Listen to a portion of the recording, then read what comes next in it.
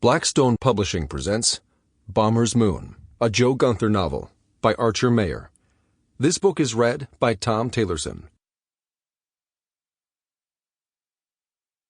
Chapter 1. It was cold, dark, and slightly breezy, causing a few dry snowflakes to scurry the length of Sally Kravitz's windshield. Across the street from her parked car was an example of some urban set designer's fantasy.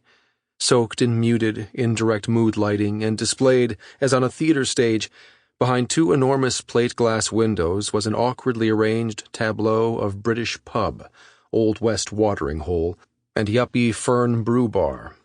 The building housing it had been built long ago as a car dealership, however, and its windows intended not for picturesque intimacy, but to allow a full view of chrome-glazed behemoths within.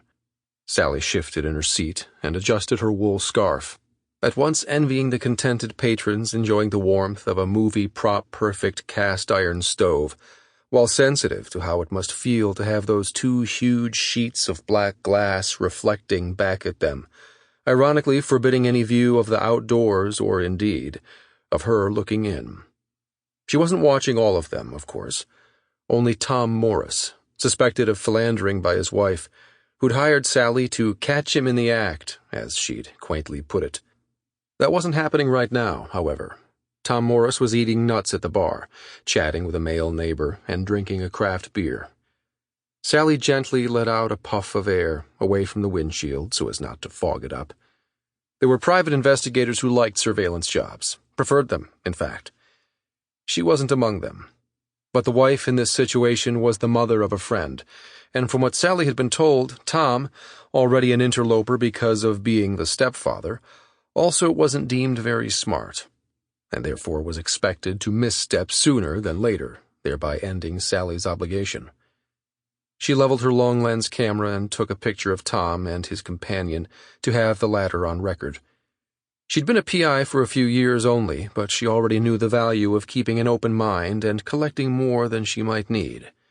It was often the small, unexpected details that shifted the scales in a case's favor. While it didn't apply to her, a large number of private eyes were retired police, given by their training to closing cases quickly, and with a prosecutorial outlook. Sally didn't fault their past training under demanding bosses, in dangerous work environments, and at low wages for creating a certain narrow-minded efficiency. But she'd developed a different style. To be fair, she'd never routinely been in harm's way, as had so many ex-cops. When things got dangerous for her, as they did occasionally, she... Sample complete. Ready to continue?